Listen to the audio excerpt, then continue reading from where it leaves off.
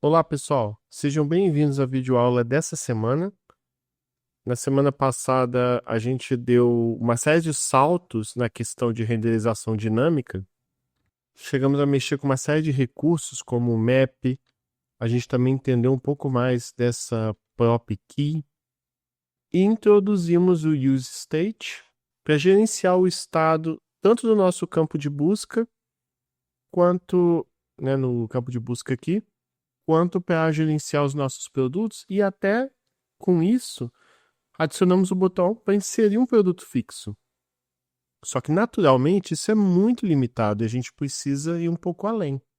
Por isso, nessa aula de hoje, a gente vai mergulhar um pouco mais em detalhes referentes a eventos e formulários, pois a gente ainda está muito cru nessa parte inicial, então a gente vai avançar um pouco mais nisso. A primeira coisa é melhorar um pouco esse adicionar produto, para ao invés de adicionar um produto fixo com aqueles mesmos valores, a gente ser capaz de adicionar um produto com um formulário de verdade.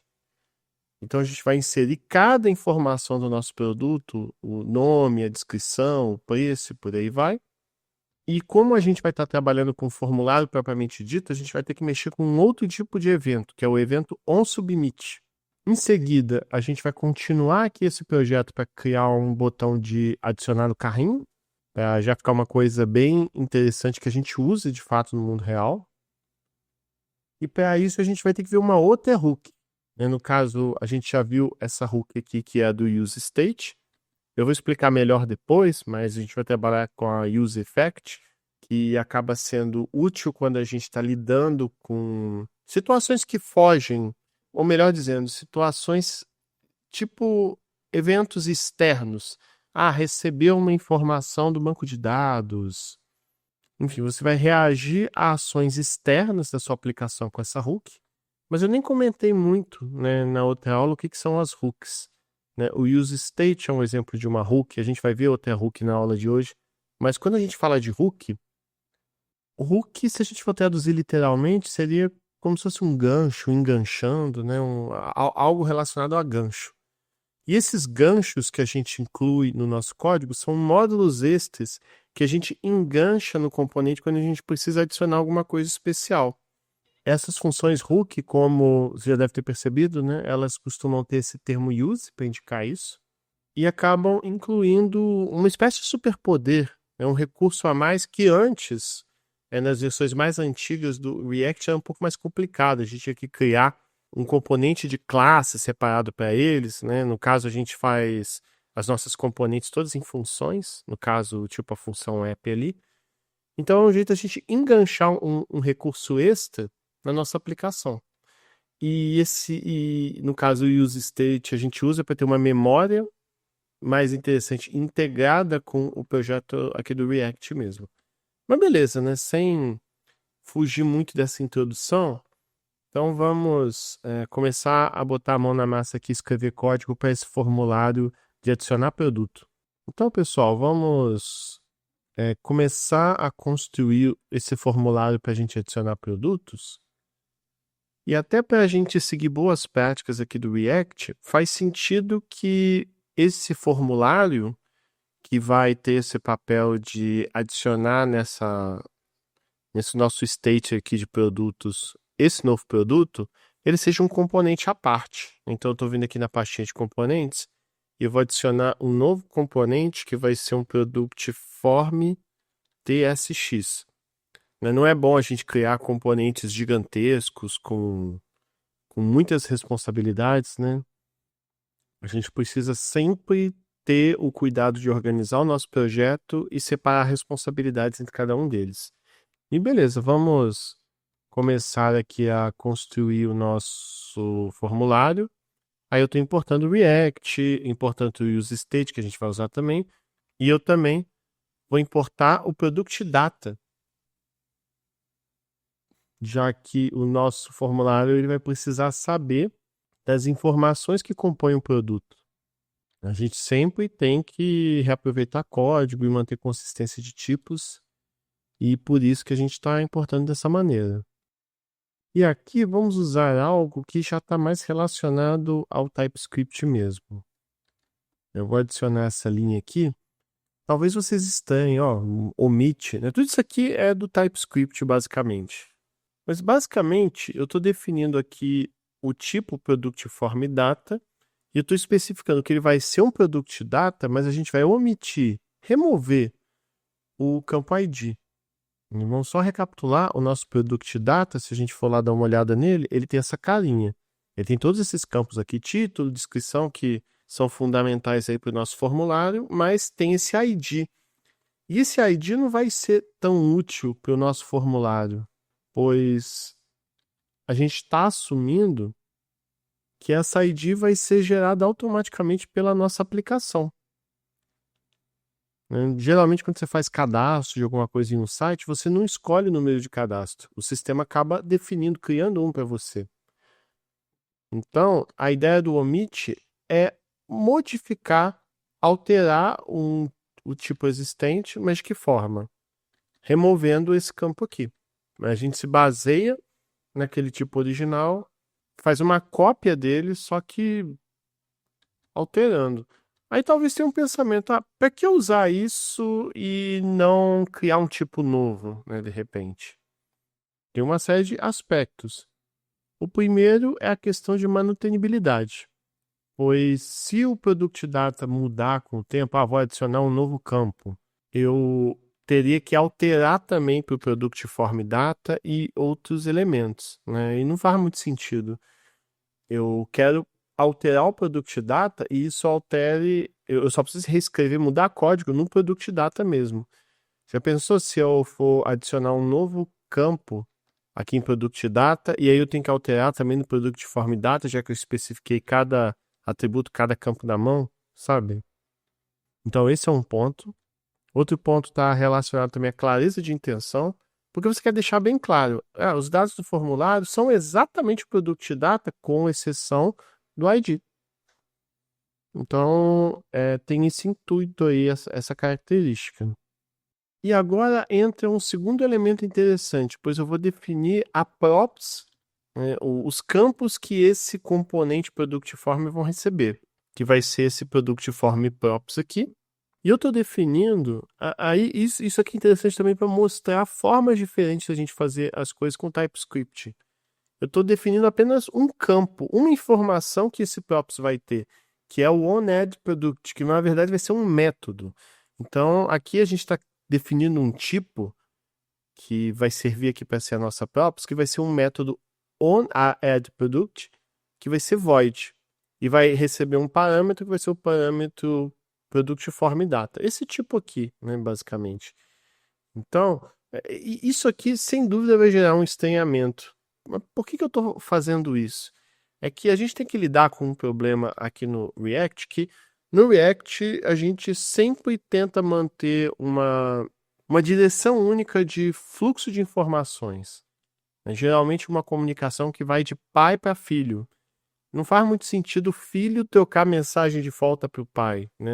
Isso é uma coisa que a gente tenta evitar aqui, para a gente ter uma noção que o fluxo está sempre seguindo nessa hierarquia de pai para filho, de filho para neto e por aí vai. Só que aqui a gente tem uma questão, já que quem que é o pai, né? Só para deixar bem claro, é o app, já que o app vai na hierarquia estar em cima e eventualmente ele vai utilizar o Product Form. Então o Product Form está abaixo nessa hierarquia, vai ser o filho. Só que, ao mesmo tempo, se a gente for parar para pensar, existe uma espécie de comunicação de filho para pai aqui, já que o filho vai ter um formulário que vai receber os dados e passar essa informação para o pai. E a gente quer evitar essa via de mão dupla aí.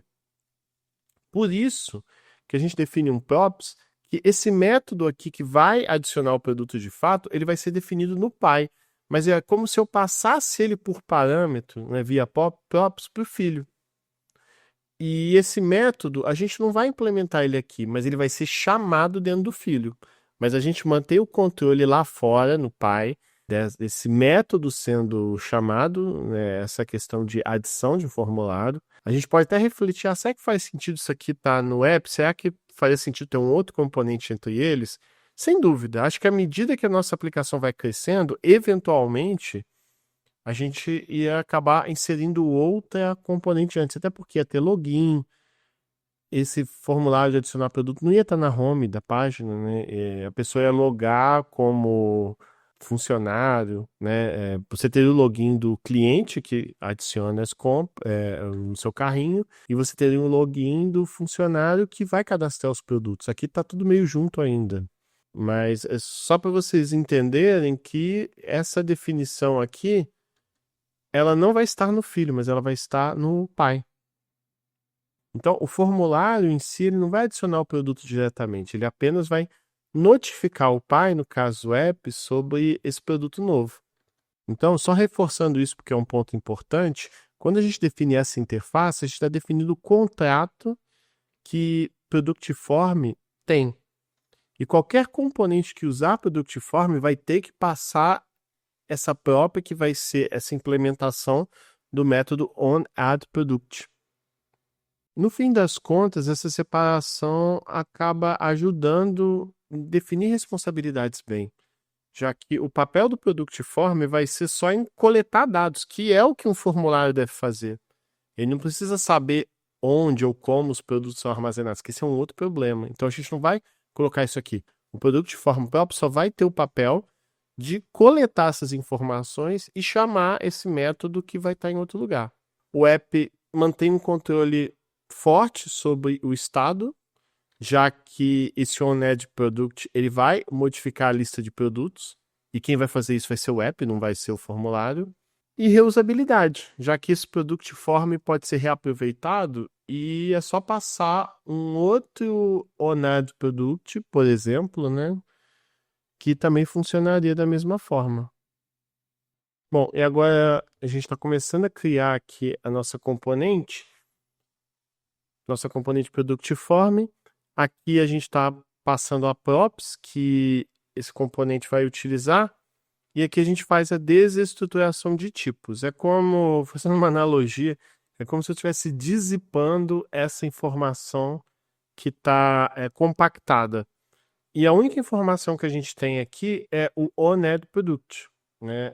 É o único atributo, vamos dizer assim, a única propriedade que a nossa props tem, né? Acaba sendo aquela escrita de código elegante, né, que o React aqui tem, melhor dizendo, que o JavaScript e o TypeScript aqui tem, para a gente conseguir usar esse onAddProduct sem ter que fazer aquelas coisas como definir uma constante onAddProduct que vai receber props.onAddProduct, sabe? Dá uma simplificação e a partir daqui eu já posso usar o onAddProduct lá para baixo, a gente vai usar. Mas até antes disso, eu estou definindo uma série de estados, já que cada campo do formulário vai ter o seu. Cada campo do formulário vai ter o seu estado, pois isso acaba facilitando uma série de questões, validações individuais, então você vai verificar se a pessoa num campo de CPF não está escrevendo texto, ou até mesmo aquela continha, né, do CPF para verificar se é um CPF válido. Sempre que você fizer alguma alteração, aquilo vai afetar apenas o campo específico e não outras partes do seu código. Então é bem típico a gente associar cada campo do nosso formulário a um estado. Aí tem até um detalhezinho que no caso do preço a gente está usando ali também como uma string, não como um número, já que as inputs HTML, as caixinhas de texto, sempre trabalham com strings. Então a gente recebe a informação ali como string para depois a gente converter para float. E outro ponto aqui é que eu também adicionei o isFeature, pois a gente pode definir se ao cadastrar o produto ele vai ter aquele selinho de destaque ou não. Então também vai ter essa opção. Vamos então começar a escrever o código aqui para lidar com o formulário. Eu estou definindo esse método aqui, handleSubmit. E o que ele vai fazer? Vai ser o método que vai lidar com a situação quando eu aperto enviar dados, sabe? O tal submit. Então, quando a gente terminar de preencher as informações do nosso formulário e apertar lá submeter, enviar, aí ele vai chamar esse método handleSubmit. E já está usando essa notação de função arrow do JavaScript, que acaba sendo mais prática. Esse é o parâmetro que está sendo passado. Como vocês devem lembrar da videoaula anterior, a gente está passando um evento. Só que o evento aqui, ele vai ser basicamente dizer para o TypeScript que a gente está lidando com um evento de formulário HTML. Então, o evento aqui, no caso, vai ser a submissão, envio dos dados, e aí a gente vai fazer uma série de coisas, né? Coletar aquelas informações, a gente poderia fazer as nossas validações da melhor maneira, mas antes disso eu queria comentar que é fundamental a gente chamar esse event.preventDefault. Ele é crucial aqui, pois o HTML ele está acostumado, ou melhor dizendo, o navegador ele tem a ideia de que quando você aperta submeter, enviar o formulário, de recarregar a página. Isso é algo tradicional que aplicações antigas fazem, né? Pois todo o paradigma de desenvolvimento web era bem nesse sentido. Você apertava um botão, aí aquela informação era enviada para um PHP, por exemplo, de uma página para outra. Só que no nosso caso aqui com o React, a gente não vai querer fazer isso. A gente quer... Aqui a gente está assumindo que a gente está fazendo uma aplicação de única página, né? Então, tudo vai funcionar de uma maneira fluida. Você aperta, já acontece, você não vai ter aquelas impressões que a página está carregando. E como é que você evita que o formulário, que o navegador carregue a página automaticamente por padrão? É só chamar esse método aqui. Ele garante que mesmo quando você aperta o botão para submeter informação, o navegador não vai carregar a página. Ele vai continuar no mesmo local que está. Aí, logo em seguida... Aqui é muito simples a validação que a gente está fazendo, né? Aqui é só para verificar que se algum campo tiver em branco, sem informação, ele vai abrir uma janelinha de alerta. Por favor, preencha todos os campos, né? É bem simples, mas é pelo menos um jeito básico de você tratar esse tipo de problema.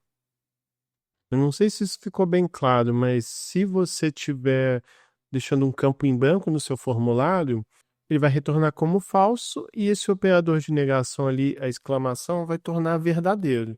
E aqui, como a gente está trabalhando com ou e ou, se um deles, pelo menos um deles, estiver dando verdadeiro, ou seja, um campo vazio, false, que foi negado, virou verdadeiro, ele vai entrar nesse if. Então, é basicamente isso, né? Uma validação muito simples, mas se você preencher com qualquer coisa, aí ele já não vai mais invocar aquele alerta e tal, mas ele não está tratando, vamos supor, no preço ou colocando texto, sabe? Ele não está fazendo tratamentos melhores. A gente vai, com o tempo, com as próximas aulas, entender melhor essa parte de validação. Porque dá para a gente validar no front-end, assim como dá para validar no back-end também.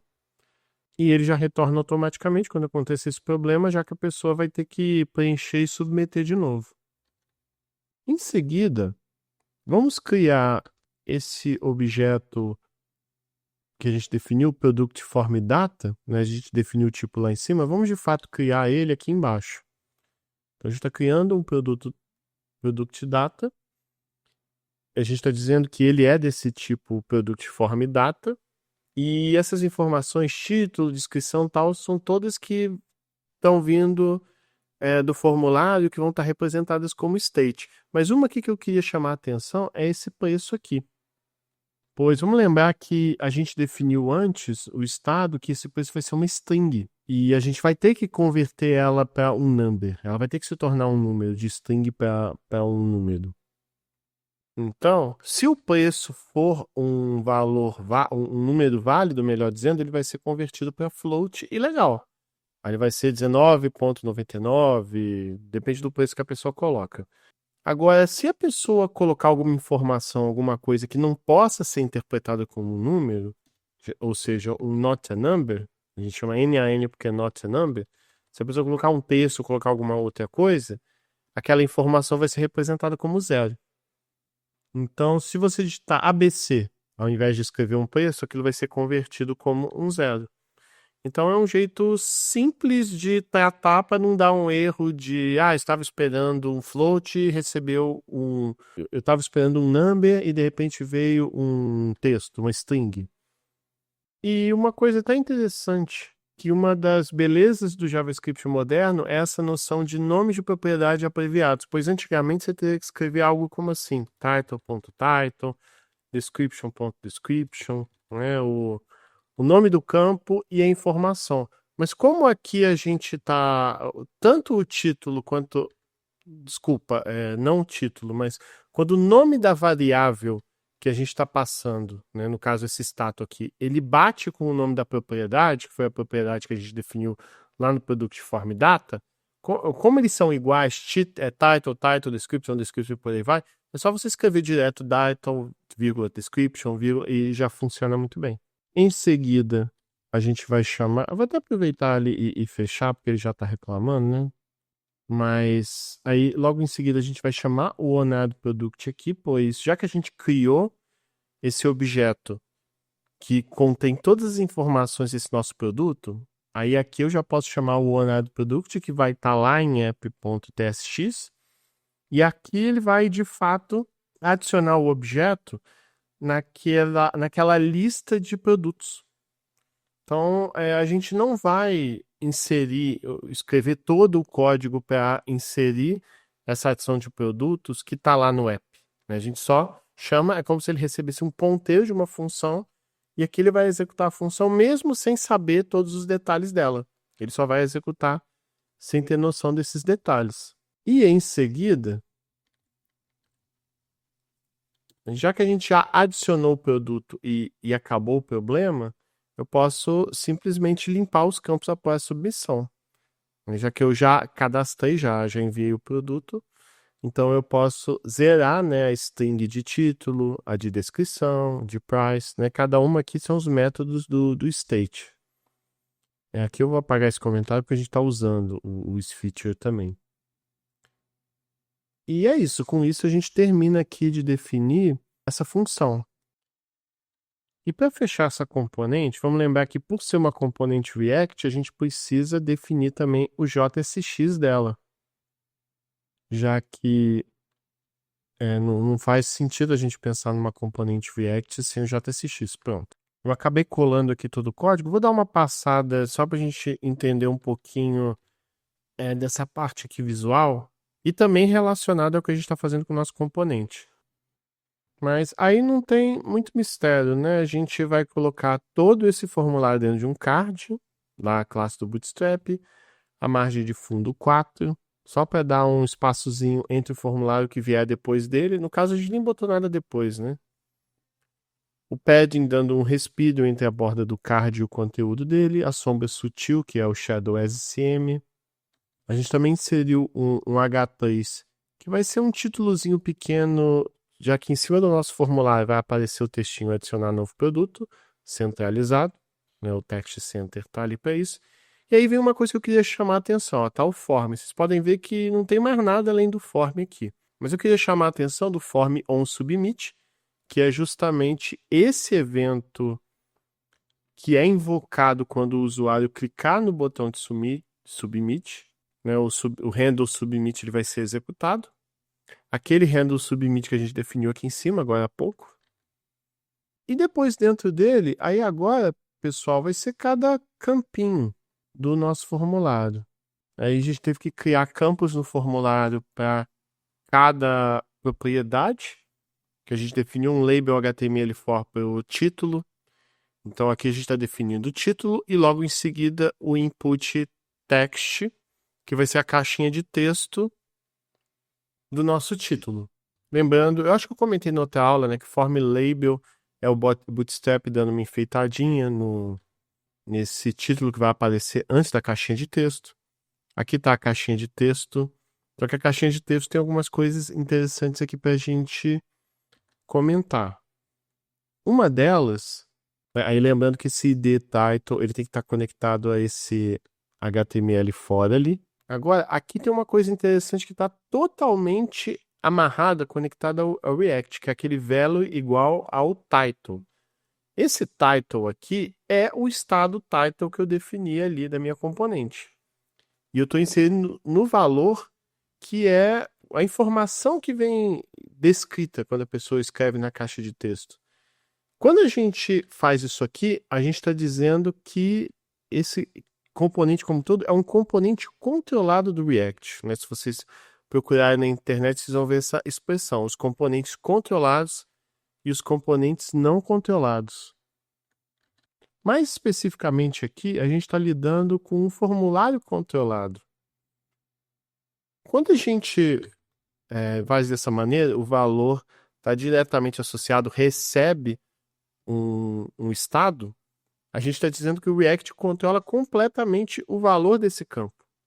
Então, o React passa a ser o responsável, e qualquer mudança envolvendo o formulário passa direto com ele. Então, é diferente de um formulário HTML tradicional, que o DOM se responsabiliza pelos valores. Aqui, quem se responsabiliza é o React. E talvez surja uma dúvida, mas para que fazer isso, né? Acaba que tudo que envolve aquele campo, aí um bom exemplo disso, a validação do campo, a gente pode controlar via React.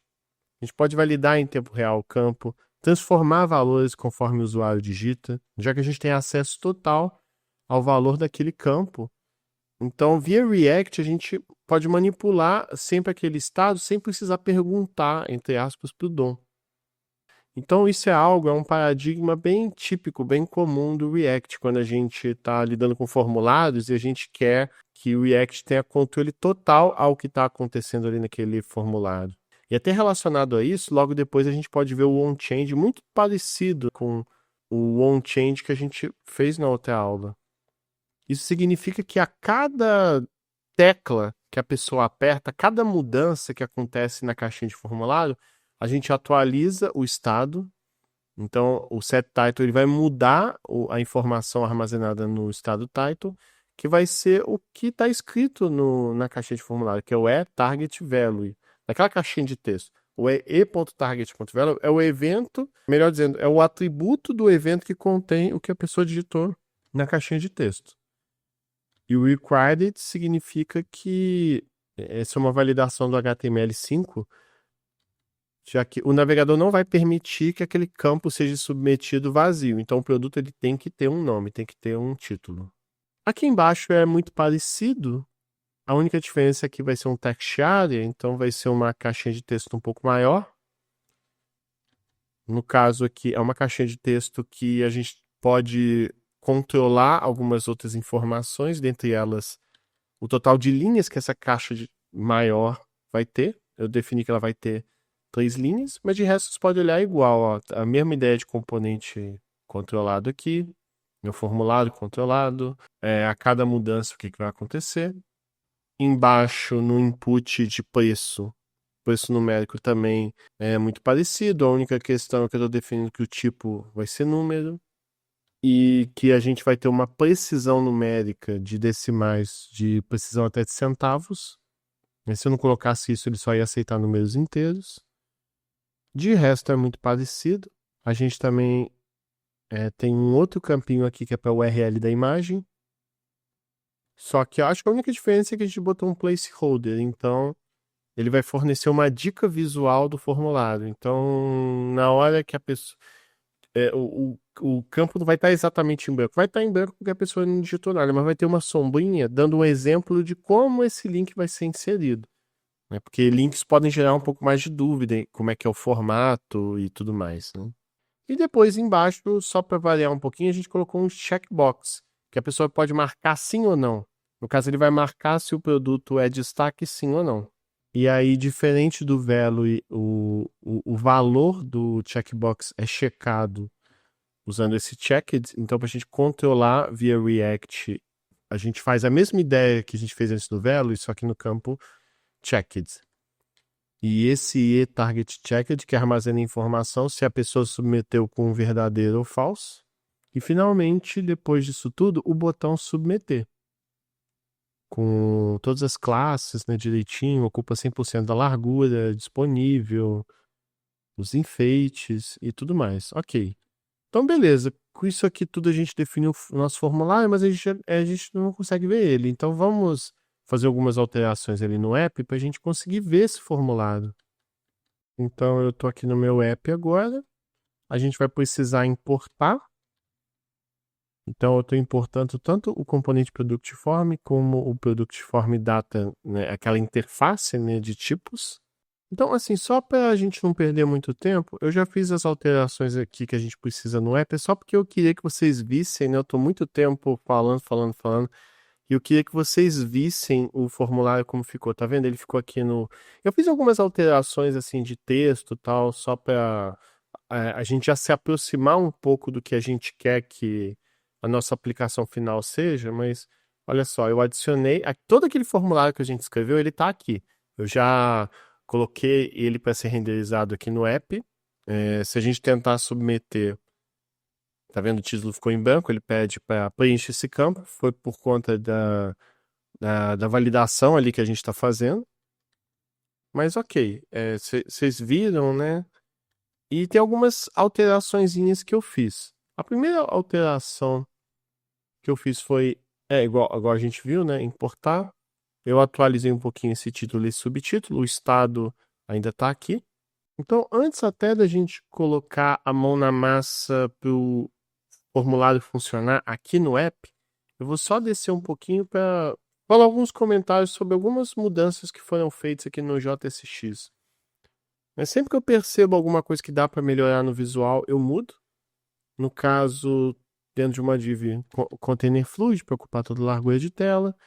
O fundo cinza claro. Eu acho que aqui é uma mudança que eu coloquei, que é uma altura mínima de 100% da viewport. Isso aqui, no fundo, acaba forçando com que o rodapé fique no final, mesmo com pouco conteúdo, né? Quando eu falo do viewport, estou falando da janela como um todo, né? É só um jeito de eu forçar para que o rodapé fique ali no final.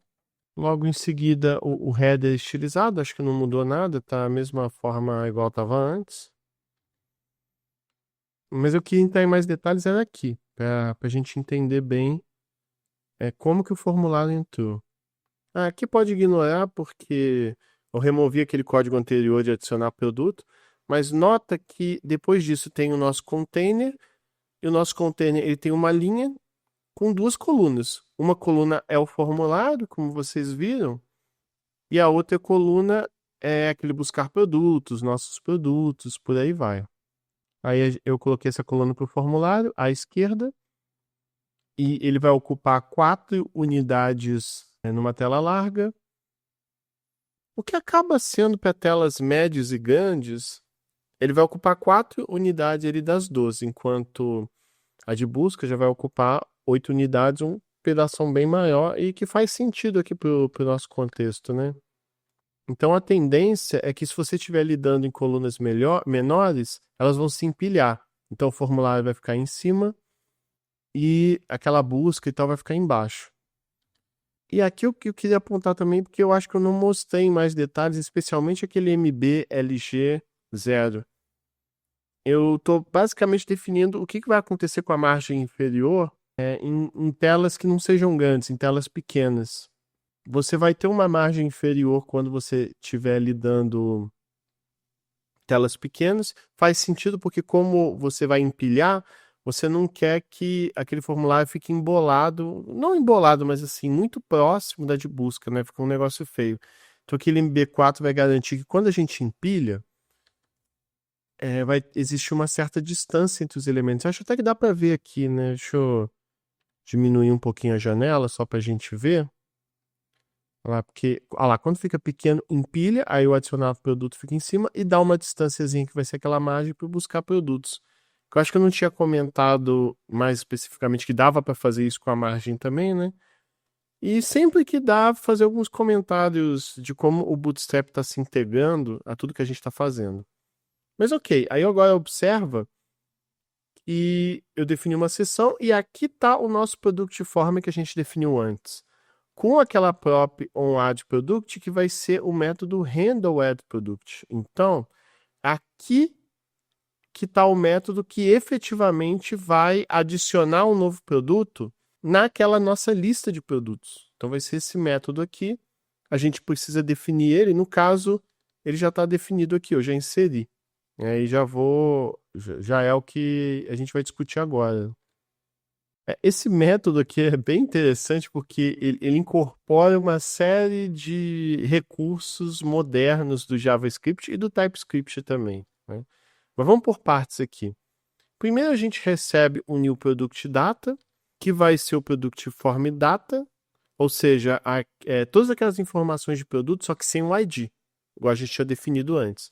Então, lembra que no Product Form ali que a gente estava mexendo, a gente cria o produto tal e chama esse onAddProduct. Então, esse onAddProduct vai executar aqui. E aí a gente vai transformar ele num product data completo, inclusive com a ID.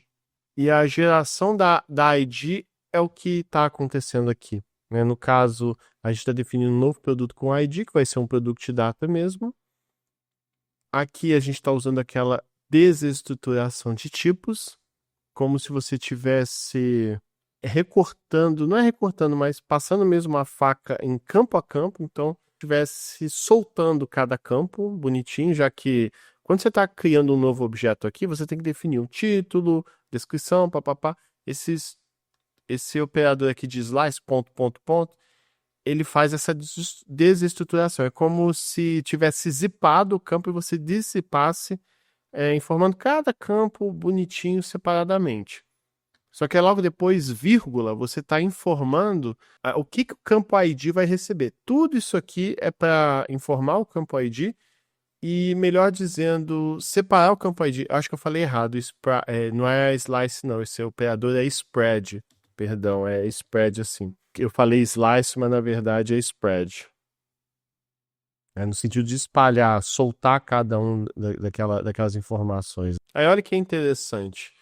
Como é que ele vai computar um ID único? Ele vai executar essa condição aqui, né? Observa que você tem um if ternário. Ele vai executar essa condição. Ele vai verificar se o comprimento dessa lista de produtos for maior que 0, aí o ID vai ser calculado dessa maneira, né? Eu vou entrar em detalhes, mas vai ser calculado dessa maneira. Agora, se isso aqui for falso, isso significa que a sua lista de produtos está vazia. Não vai nem sentido pensar em negativo aqui. Ela vai estar vazia.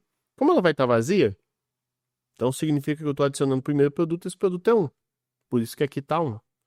Agora, se eu tiver um ou mais produtos já, aí vai cair nesse cálculo para gerar o ID. Mas vamos entender isso aqui por partes. Primeiro, vamos pensar nesse products.map aqui para a gente entender. No caso, como vocês lembram até da videoaula anterior, o map ele vai aplicar uma função, uma operação nesse produto aqui, né? Nesse estado que a gente definiu. E é bastante simples, para cada produto ele vai retornar a ID daquele produto em questão, né? Então é basicamente isso, ele vai percorrer a lista de produtos retornando cada uma das IDs.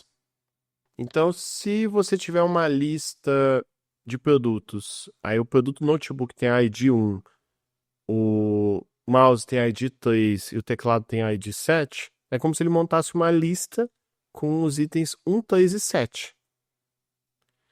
Aí entra aqui o spread novamente, só que aí tem uma questão relacionada a isso. Esse método aqui, math.max, ele é uma função que encontra o maior número de um conjunto de números.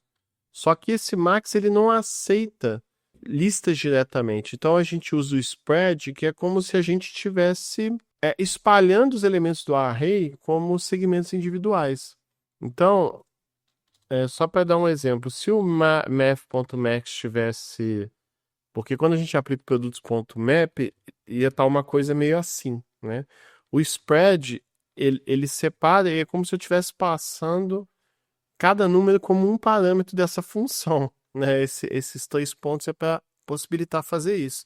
Mas em resumo da ópera, né? O math.max ele vai olhar todos os IDs de todos os produtos e vai retornar o maior deles. E o maior deles vai fazer o quê? Somar mais um.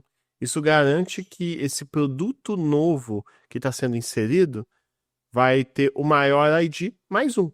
Então vai ter um ID único e vai ser um ID maior que todos os outros IDs. E finalmente a gente chama o setProducts, que é o método ali do state que vai atualizar essa lista de produtos, e o que eu passo? Eu informo, eu chamei aqui de Path Products, mas vocês podem pensar como o estado anterior.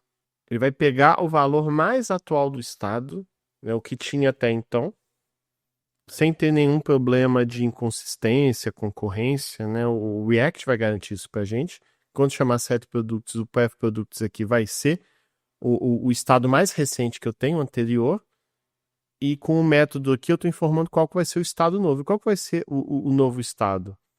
Vai ser uma nova lista contendo, aí novamente, a desestruturação. Eu estou espalhando cada um dos produtos aqui. Então, eu estou construindo uma lista com todos os produtos que eu tinha antes, inserindo esse produto novo aqui que eu acabei de colocar.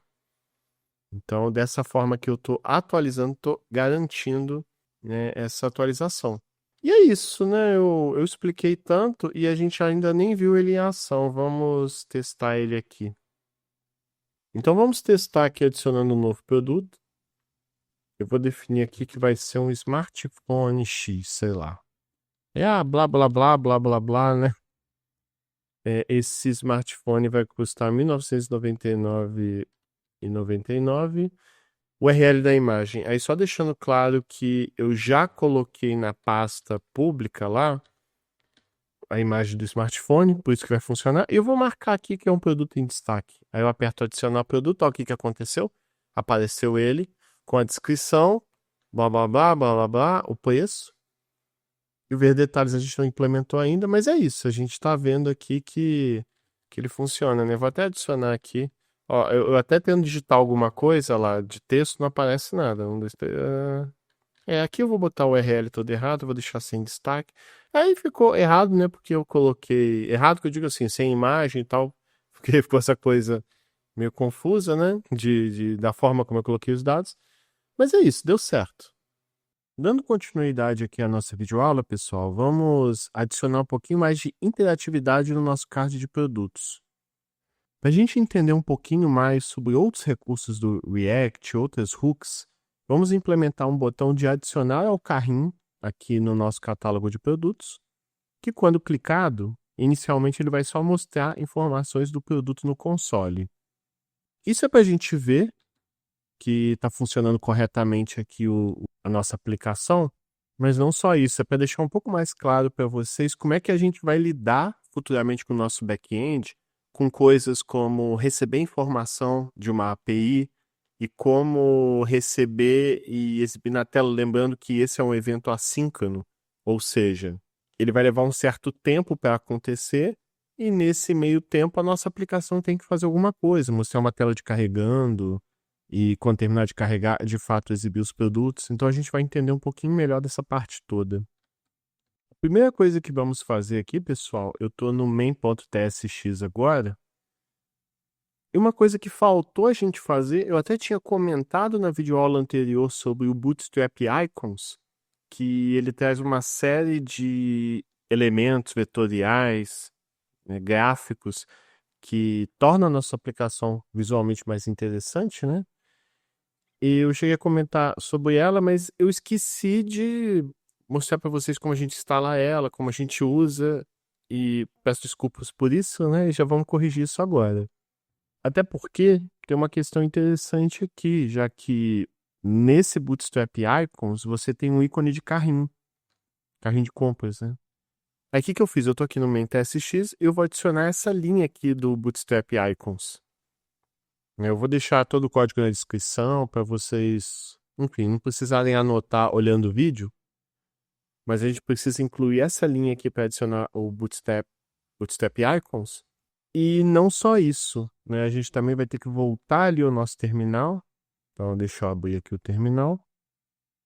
Com o terminal aberto aqui na pasta do nosso projeto, a gente vai chamar o npm install Bootstrap Icons. E aguardar a instalação dele. Bom, terminou de instalar ali. E quando a gente modificar o cartão ali do nosso app.tsx para adicionar o adicionar carrinho, a gente vai incluir também o ícone e também consertar o ícone que aparece na busca. Mas ok, vou deixar o terminal ali quietinho, depois a gente vai ter que fazer algumas modificações no nosso Product Card. Novamente, a gente vai ter que lidar com aquela situação que a gente lidou na primeira parte da aula, que é a comunicação que a gente tem que fazer do filho para o pai. Igual a gente conversou no React, essa hierarquia de comunicação é sempre de cima para baixo. Então a gente espera que o nosso componente que está em app, a comunicação vai iniciar a partir dele até chegar no Product Card. Só que no Product Card que a gente vai inserir o botão que a gente precisa para adicionar as compras no carrinho. E quando a gente faz isso, a gente usa aquela ideia. Eu não lembro se eu tinha usado esse termo na primeira parte da aula, mas o callback functions, né? A gente tem que passar uma função via props, como se fosse um ponteiro da função, para que aí o filho consiga chamar essa função que vai ser definida no pai. É o padrão típico que a gente adota aqui no React. E já que a gente está passando para o componente Product Card, que vai renderizar ali os cards, já o Product, que vai conter todos os dados ali do produto, a gente vai adicionar, de um jeito parecido que a gente tinha feito antes com o formulário, a gente vai adicionar essa propriedade que chama onAddToCart. Aí vamos reparar alguns detalhes aqui. Primeiro a gente está passando um parâmetro que vai ser o Product ID do tipo number e a função vai ser void, ou seja, não vai retornar nada. Então, quando a gente clicar no botão, a gente vai passar o ID do produto e aí a função vai, num primeiro momento, apenas receber a informação e indicar que adicionou alguma coisa no carrinho. Porque depois a gente vai usar uma outra hook que eu vou explicar para vocês, que é o jeito padrão que a gente tem de lidar com essa questão de... Não só com essa, né, mas a questão de receber do banco de dados e tal, que a gente até já fez mais ou menos, mas eu vou mostrar realmente, de fato, o padrão aqui no React que a gente adota para esse tipo de coisa. Bom, já que eu fiz essa mudança, eu vou ter que atualizar a assinatura aqui da nossa componente funcional, passando o onAddToCart também.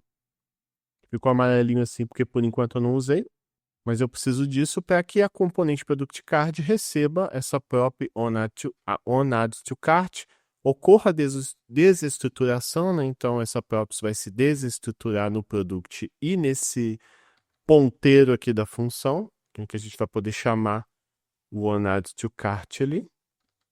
E agora, como vocês viram, eu acabei de adicionar essa função aqui, handleCartClick, implementada aqui dentro da componente funcional Product Card, e ela que vai cumprir o papel do que fazer quando o botão de adicionar produto no carrinho for clicado.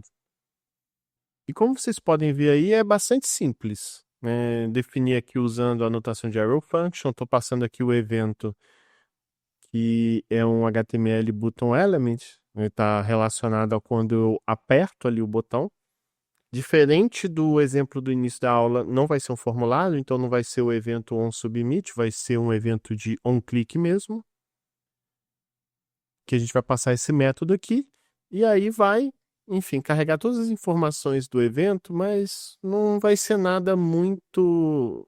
Na verdade, a gente só vai usar esse evento aqui para chamar de novo o evento por event default, que é para impedir que a página recarregue, né? A gente vai entregar para o React esse controle aí do que fazer, para o navegador não carregar sozinho, esse tipo de coisa, recarregar.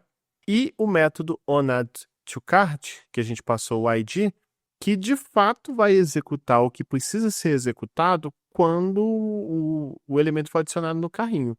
Esse método aqui, ele não vai estar implementado nessa componente, vai estar implementado a princípio no app. Não tá bom esse app tão grande, tão carregado de coisa, mas aos pouquinhos a gente vai melhorando ele. Mas é importante que a gente mantenha esse princípio de responsabilidade bem separado, bem claro. O Product Card não precisa saber em detalhes o que acontece quando você adiciona algo no carrinho. O Product Card é só o cartão. Ele está preocupado mais com aquele aspecto visual, exibir as informações e executar tarefas que são implementadas em outros componentes. Mas eu acho importante ilustrar que isso é feito dessa maneira, pois o jeito correto e moderno de se trabalhar com React é ter essa separação bem clara. E quando você quer fazer uma comunicação, de certa forma, do filho para o pai, já que o filho, no componente filho, que você tem um botão que clica para adicionar no cartão, então, de certa forma, a gente vai ter uma comunicação de filho para o pai, pois o pai depois vai ter que estar ciente disso. A gente faz isso com esse callback function, né? Passando a função via props.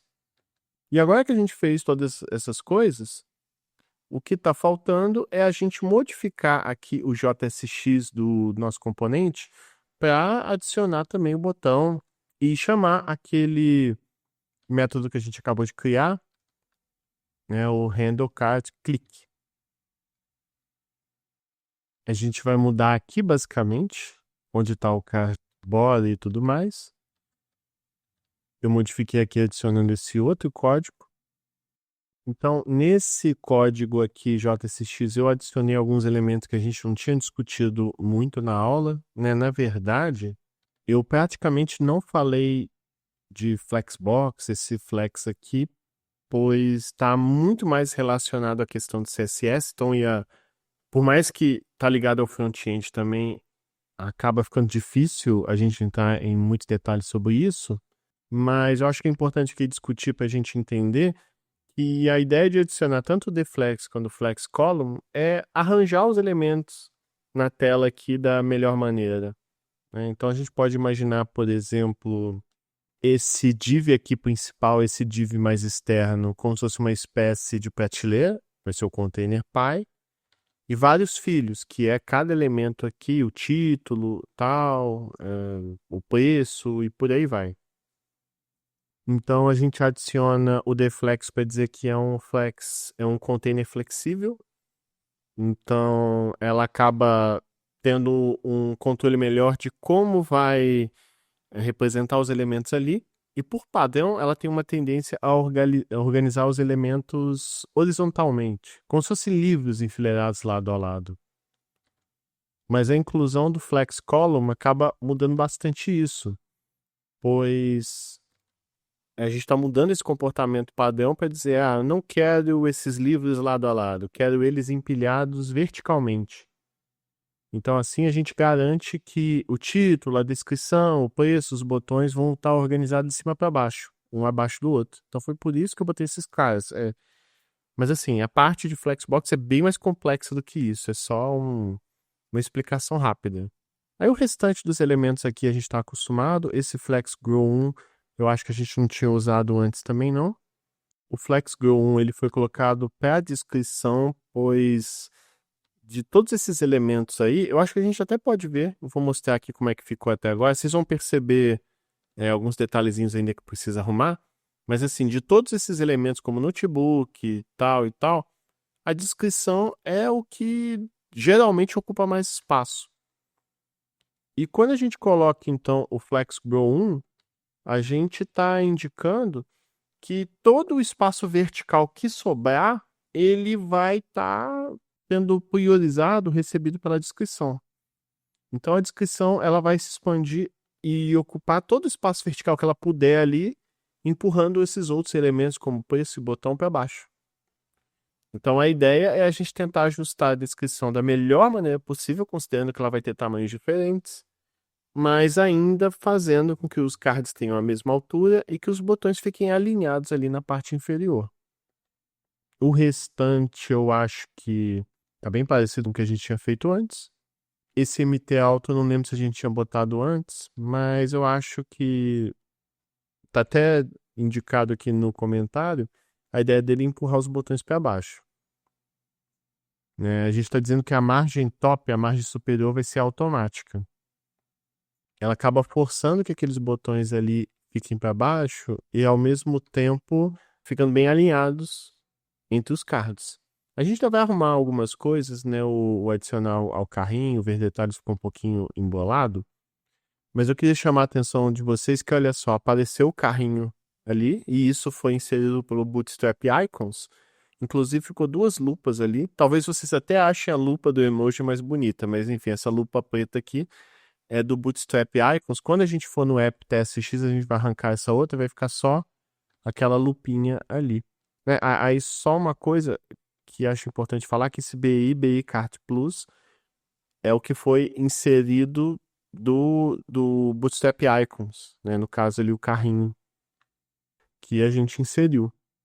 Agora, fechando esse ciclo aqui do que a gente está falando que é o mais importante, esse on-click aqui que a gente adicionou que a gente adicionou esse botão aqui de baixo, né?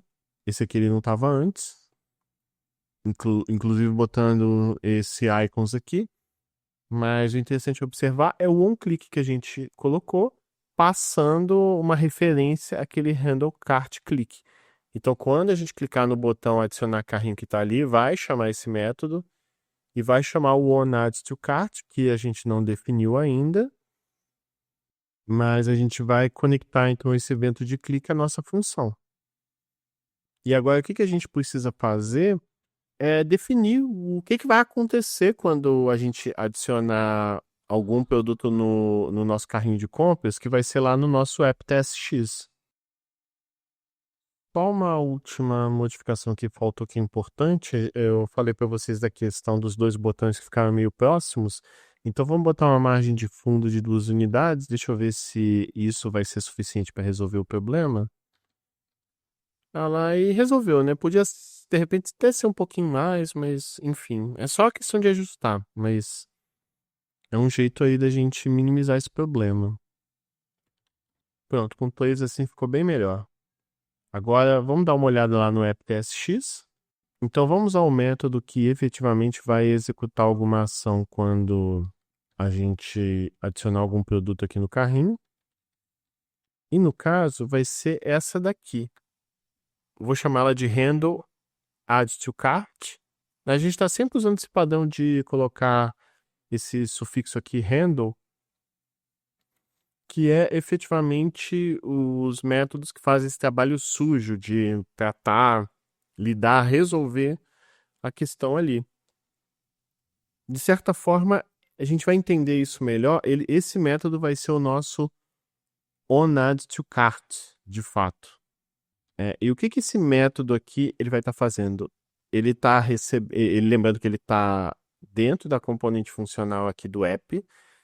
Eu sei que não é bom, tudo aqui tá implementado dentro do app, mas inicialmente está aqui porque o app que tem acesso à lista completa de produtos. A gente vai, à medida que vai aprimorando esse catálogo aqui de produtos, a gente vai fazer alguma separação de algumas responsabilidades aqui. Mas ok, vocês podem até observar que o ID do produto está sendo passado aqui. A gente vai precisar do ID do produto para adicionar ele no carrinho. Primeiro, eu uso aqui o find. É mais uma dessas funções desses métodos que seguem um pouquinho esse paradigma funcional, tipo o map que a gente usou ou outros, mas o find, como o próprio nome já indica, ele vai ajudar a gente a localizar o produto na lista usando o IT recebido.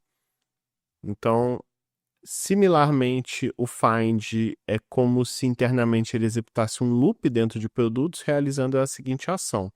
Para cada produto P da nossa lista de produtos, ele vai pegar o ID desse P e ver algum que bate com o ID do produto passado por parâmetro. Aí, como a gente pode ver, a gente está usando esse operador aqui que tem 3 igual. Né? Quem não está muito acostumado com JavaScript fica bastante incomodado com essa notação, pois quando a gente usa 3 iguais, eu estou da mesma forma comparando da esquerda com da direita, mas considerando também o tipo. Então, o tipo dos dois também tem que ser parecido, tem que ser igual. O que garante uma segurança. Então, e depois que acontece isso, assim que o find encontrar o primeiro elemento que atende essa condição, ele vai retornar aqui para essa constante, product to add, ou vai retornar undefined se não encontrar. Então, o product to add aqui, ele vai retornar o produto inteiro que tem aquela ID, e tá bem simples o que acontece aqui. né? A gente criou um if aqui que se o product to add for válido, né? Se ele não for undefined, se a gente realmente encontrou o produto, ele vai mostrar no console log qual foi o produto adicionado. E se esse cara que for undefined, vai cair no else, que ele vai retornar a tentativa de adicionar produto com o ID inexistente. E a gente vai ver isso aqui em ação.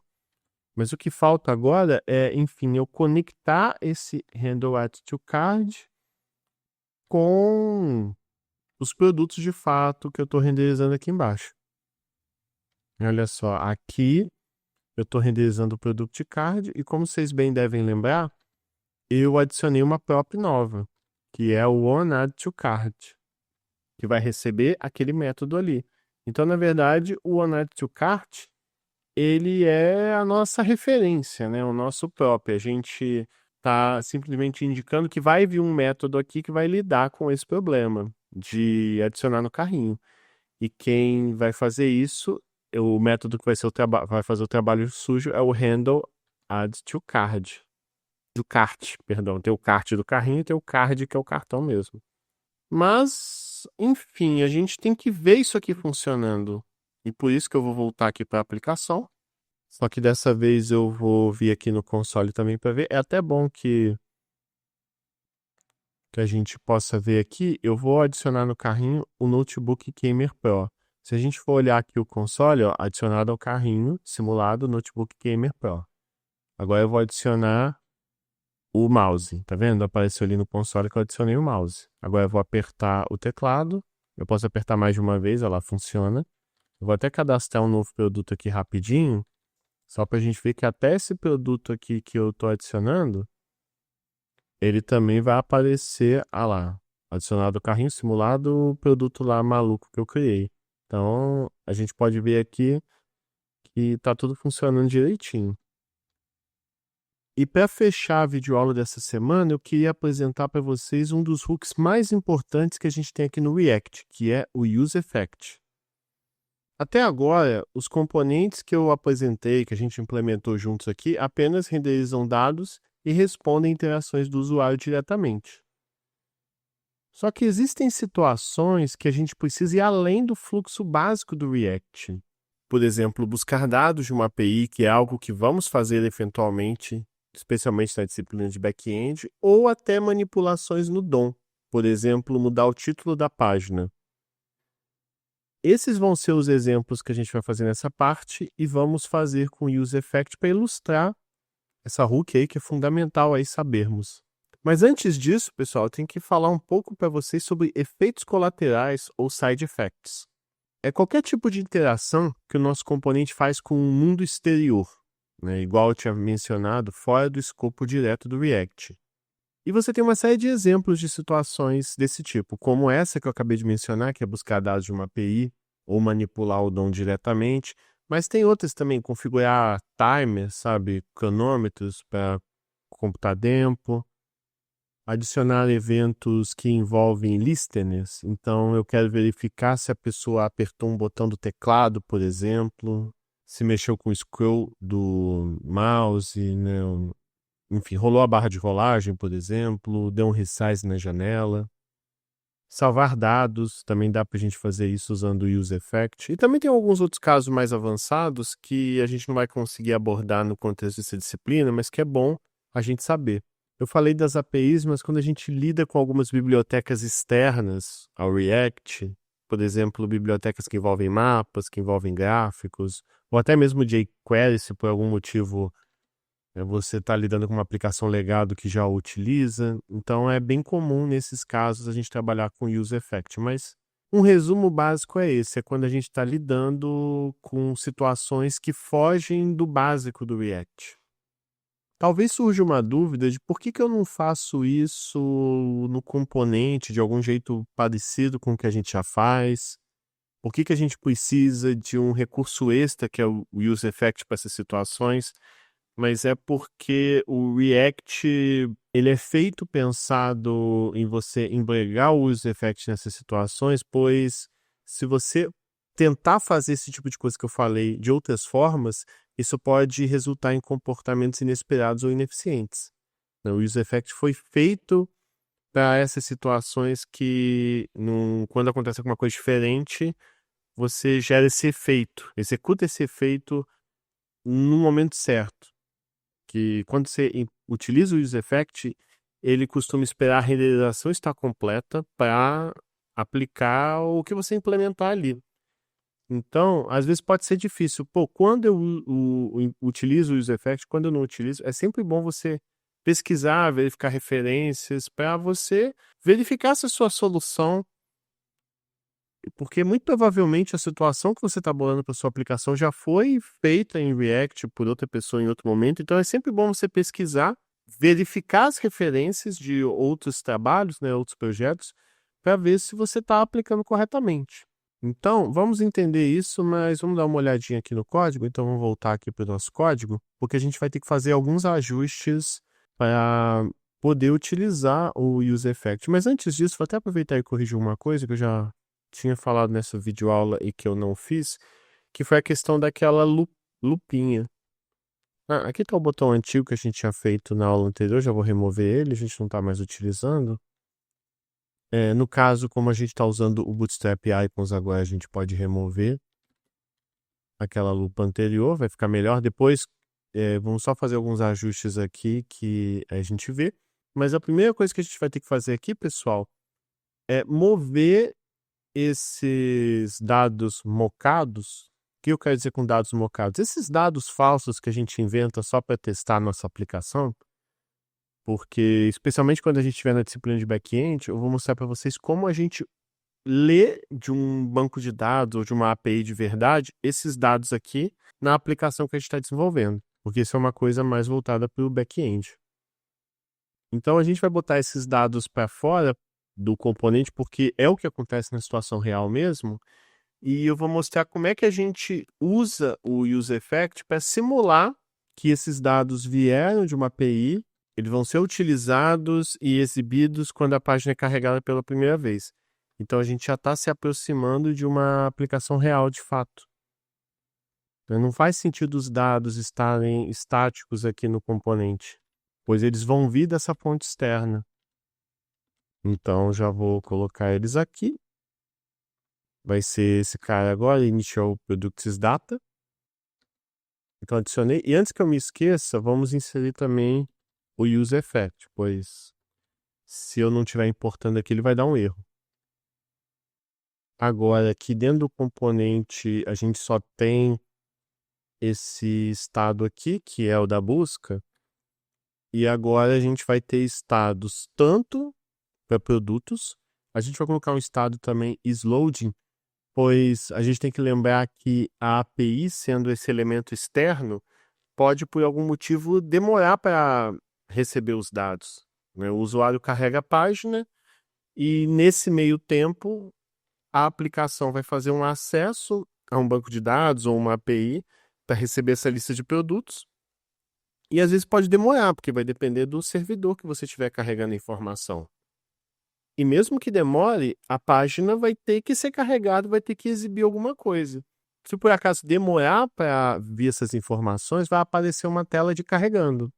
Dados sendo carregados, loading. Então esse estado ele vai controlar isso aí para a gente. Nota que os produtos ele começa vazio, pois é o que acontece na simulação real. Logo que carrega a página, você ainda não tem dados, pois esses dados vão vir desse banco de dados ou dessa API. E quando a aplicação carrega, o carregando, o isLoading, ele vai começar como true, pois a partir do momento que ele perceber que recebeu os dados, já está tudo pronto para ser exibido, esse estado vai se modificar para falso. Então agora vamos criar o nosso primeiro use effect, bastante simples para a gente entender aqui a ideia, já está tudo implementado, mas vamos destrinchar aqui para entender tudo que está acontecendo. Inicialmente, pessoal, não pensa muito nesse código aqui interno, não. Vou até tirar ele um pouco, só para a gente discutir que o use effect ele tem duas partes. Ele tem dois parâmetros. O primeiro parâmetro, que está aqui, é a função, um callback, que contém o código que queremos executar. Então, da mesma forma como a gente fez em outros métodos, no caso aqui do Handle Product e tal, aqui dentro a gente está inserindo o que vai ser executado, o que esse use effect aqui ele vai realizar. Que no nosso contexto aqui vai ser receber esses produtos, inserir eles no state, redefinir o loading, mas a gente vai entender melhor ainda todos esses detalhes. Mas o fato é que o use effect, o primeiro parâmetro é o que a tarefa que a gente quer fazer de fato. Já esse segundo parâmetro aqui, ele vai ser um array de dependências que a gente chama, mas que no fundo define quando aquele efeito vai ser executado. Então a gente, por meio desse segundo parâmetro, vai definir quando esse efeito aqui vai realizar a ação que a gente quer. E aí, claro, em diferentes situações, eu vou mostrar mais de um exemplo do use effect com a gente aplicando a rede de dependências, mas nesse caso aqui inicial, quando a gente deixa esse array ali vazio, a gente só está dizendo que o efeito vai rodar uma vez, logo após a primeira renderização, né? No caso aí, a montagem do componente. E nunca mais vai rodar mesmo se outras coisas acontecerem, outros estados mudarem. O que faz muito sentido para inicialização. Quando a gente está inicializando aqui a nossa aplicação e a gente vai realizar alguma ação externa, a gente vai iniciar com esse array de dependências vazio. É geralmente isso que a gente faz quando a gente carrega dados de alguma outra fonte. É o uso mais tradicional, clássico aqui do use effect. Então, não à toa, é o melhor exemplo para a gente entender esse cara aqui quando a gente utiliza pela primeira vez. Mas tá, Lucas, já deu para entender que esse código aqui, assim que a página estiver carregada, a gente vai executar o que está dentro aqui do primeiro parâmetro. E o que esse código aqui está fazendo? Nós vamos entender. Primeiro, um console log que é mais para a gente que está estudando aqui entender, que mostra quando o efeito aqui inicializou. Então, ele é como se fosse um log, assim, uma espécie de relatório, dizendo que os dados vão começar a ser buscados. Mas como a gente bem sabe aqui, a gente não está mexendo com back-end ainda. Então, eu coloquei aqui um set timeout aqui, mas para simular uma requisição a uma API que tem um tempo de espera, né? Já que numa aplicação real ela vai fazer uma requisição, o servidor que receber esse acesso vai processar e vai enviar a informação com os produtos. E isso leva alguns milissegundos ou segundos. Então, quando a gente usa esse método aqui setTimeout, o primeiro parâmetro é o que a gente quer realizar, e aqui o tempo que a gente está definindo para quando essa ação aqui vai iniciar. Então, basicamente, esse método aqui está dizendo que depois de 1.500 milissegundos, então após 1,5 segundo, ele vai realizar essa ação que está aqui dentro. Então, ele vai imprimir o console log, aí quando chegar aqui, ele vai esperar 1,5 segundo e depois de 1,5 segundo vai executar essa ação que está aqui. E que ação vai ser essa? Ele vai atualizar, a gente vai chamar o setProduct para atualizar o estado de produtos. Então, os produtos que iniciaram como vazio, eles vão receber Initial Products Data, justamente simulando que veio dados externos aqui. Faz muito mais sentido isso do que isso aqui está externo ao componente. E o isLoading a gente vai definir como falso. Quando a aplicação inicia, está carregando. A partir do momento que o meu estado ali de produto já recebeu os dados, já está tudo pronto para ser recebido, eu desligo o loading e eu digo, ó, a aplicação não está mais carregando. E aí só o console log para indicar que os dados foram carregados e beleza. Então, isso aqui vai rodar quando a aplicação terminar de ser montada. Então, a gente já está fazendo algo muito parecido com o que é feito numa aplicação real. O que falta agora é a gente transformar isso aqui em algo mais visual. Então, eu tenho que ter uma tela que verifica quando está carregando o isLoading aqui, ele vai exibir uma tela tipo aguarde carregando. Depois que termina de carregar, aí exibe a página como a gente já está acostumado. Então, o que eu vou fazer? Antes aqui desse return, eu vou colocar esse código bem simples, dá até para melhorar o visual, eu deixei ele bem simplesão mesmo para a gente não gastar muito tempo. Dei uma mudadinha aqui no código só para usar as classes do Bootstrap que a gente está acostumado. Então, coloquei o container, text center, uma margem de topo só para essa mensagem carregando produtos aparecer um pouquinho mais para baixo na tela, uma margem de fundo e um textinho. Aguarde um momento, estamos buscando os dados. Vamos ver, né? Isso aqui. Aí só antes disso, nota que se o sloading for verdadeiro, já retorna aqui, então obviamente não vai executar o código de baixo. Quando isso aqui for falso, depois que passar 1 segundo e meio esse cara aqui vai ser falso, aí ele vai exibir o retorno que a gente já tinha feito antes. Mas vamos lá para a aplicação só para a gente ver. Eu vou dar um F5 aqui para a gente ver essa tela de loading. Olha lá, carregando produtos. Aguarde um momento. Parece um pouco rápido, a gente pode aumentar um pouquinho mais o tempo. Só para a gente ver aqui. Vocês não viram no código, mas eu mudei para 5 segundos só para a gente ver. Então ele vai ficar 5 segundos mostrando aquela mensagem carregando produtos. Depois de 5 segundos, exibe normalmente. Essa tela de loading, não vou mentir para vocês, ela ficou um pouco feia. Com os conhecimentos que a gente tem, dá para melhorar bastante. Botar mais no centro, botar um texto mais bonito. Mas eu só não quis gastar muito tempo com isso. Fica até como um trabalho para vocês depois usarem outras classes do Bootstrap para ficar mais bonito. Mas aqui eu só quis exibir mais a funcionalidade. Então a gente entende o primeiro caso de uso aqui do UseEffect. Eu esqueci de mostrar, né? Vamos voltar aqui para a página, porque também tem os logs. A gente pode ver aqui do lado direito da tela, olha lá, dados iniciais. Vou até dar um F5 de novo, só para a gente ver, olha lá, buscando dados. E depois de 5 segundos vai aparecer o console log dados carregados. Em muitas situações, é importante você ter esse log, esse registro de dados, para até depois depurar à medida que o sistema for ficando bastante complexo, né? Então, o console log também é uma certa forma de simular esse registro, que você está anotando tudo que o sistema está realizando. Mas isso que a gente fez aqui, pessoal, é um caso mais simples. Vamos trabalhar com um outro exemplo de UseEffect que trabalha melhor com esse array de dependências, que não seja uma rede de dependências vazio. E vamos trabalhar com um padrão mais poderoso, um UseEffect que reage a mudanças de outras partes da nossa aplicação. Um exemplo simples que eu pensei aqui de mostrar para vocês é imaginar que queremos que o título da aba do navegador muda conforme o usuário digite algo na busca. Então, por exemplo, se a pessoa escrever na busca mouse, eu vou ilustrar isso pela aplicação lá. Então, vamos supor, a pessoa vem aqui na busca e escreve mouse. A gente quer que nesse título aqui de cima da aba apareça o que a pessoa está buscando. Só para ilustrar a funcionalidade que o UseEffect permite quando a gente quer, por exemplo, manipular o DOM. Mas em muitas situações reais, esse tipo de padrão a gente vai usar, por exemplo, salvar dados automaticamente conforme o usuário digita. Fazer buscas em tempo real enquanto a pessoa está digitando.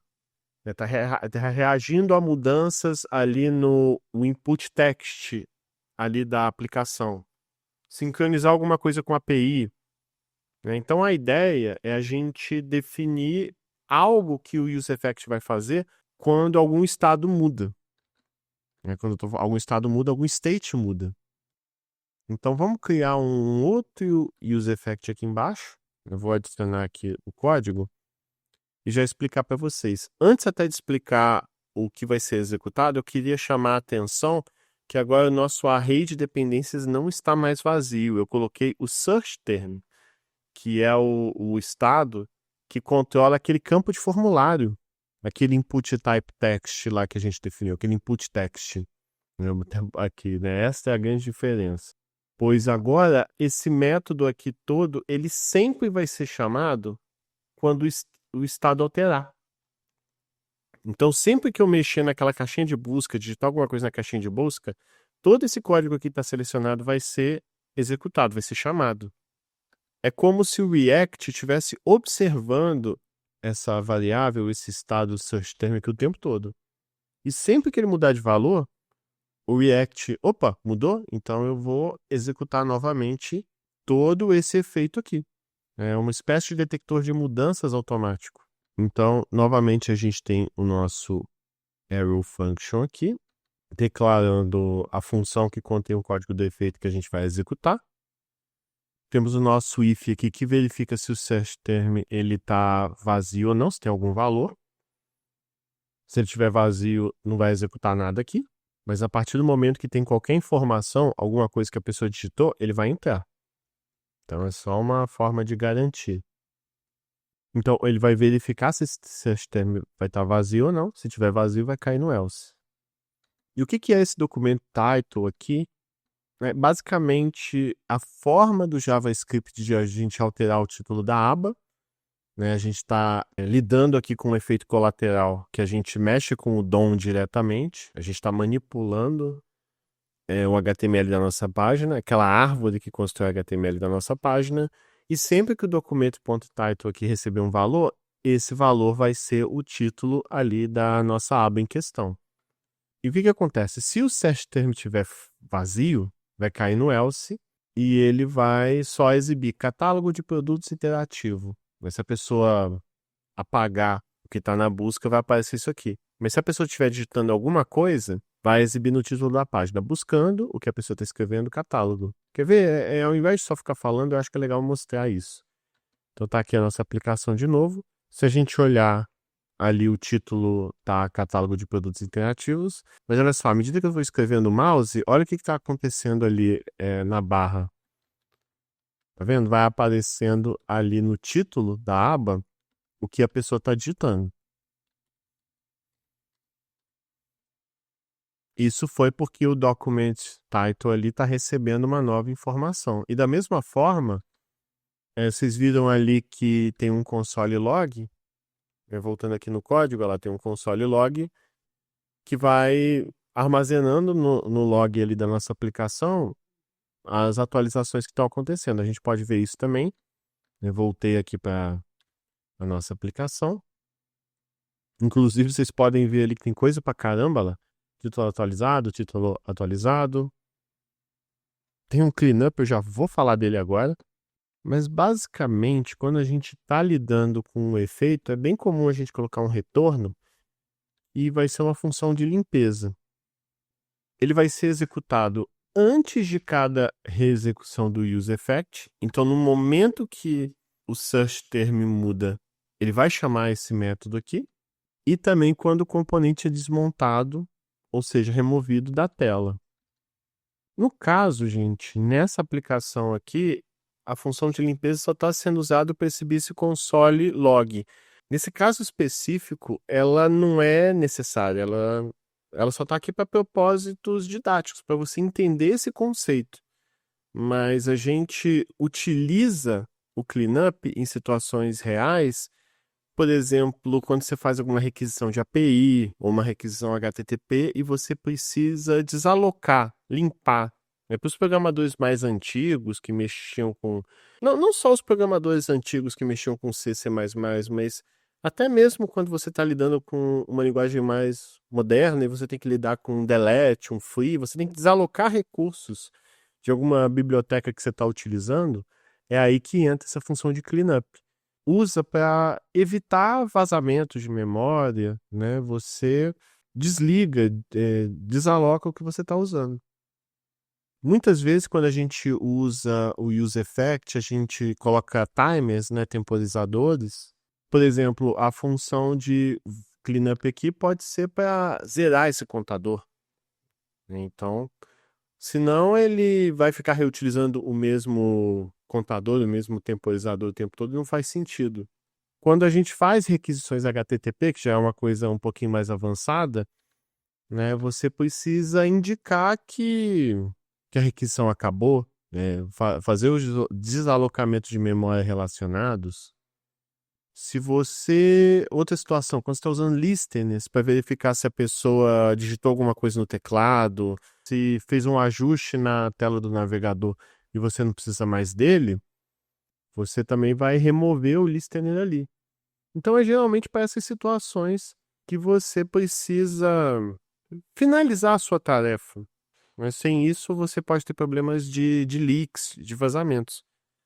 Mas agora que eu expliquei isso um pouco melhor, vamos voltar para a aplicação ali, pois vocês podem ver todas as situações que o cleanup é chamado. Vou até limpar ali. Ah lá, agora ele está carregando aqui pela primeira vez, mas está vendo que ele já chamou o cleanup aqui uma vez. Então, digitei alguma coisa. Ah lá, chamou o cleanup, que foi antes de iniciar a ação aqui desse effect, e atualizou o título. Digitei outra coisa, ah lá, chamou o cleanup outra vez. Então, o cleanup aqui nesse contexto, ele é sempre chamado antes daquele use effect começar. Então, ele chama o cleanup e executa o efeito ali que eu pedi. No nosso contexto aí, é isso que ele está fazendo. Eu só esqueci de mencionar que é importante que eu mostrei para vocês a situação use effect roda vazio, ou você insere algum estado aqui para determinar quando aquele efeito vai ser chamado. Você também pode colocar sem array, mas isso não é muito recomendado, pois ele vai rodar após cada renderização. Isso é um pouco arriscado, então se vocês quiserem testar esse tipo de coisa, entender melhor, só toma cuidado que isso pode gerar loops infinitos. Então a gente acaba usando só em situações muito específicas.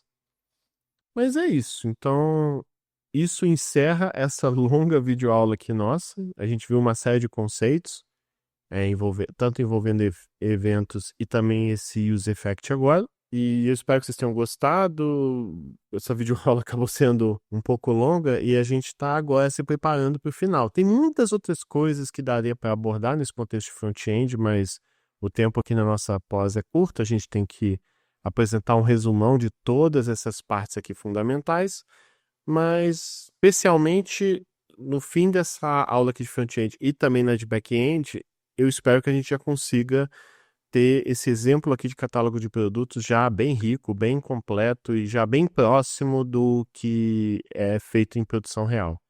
E é isso, gente. Valeu, muito obrigado e até a próxima aula.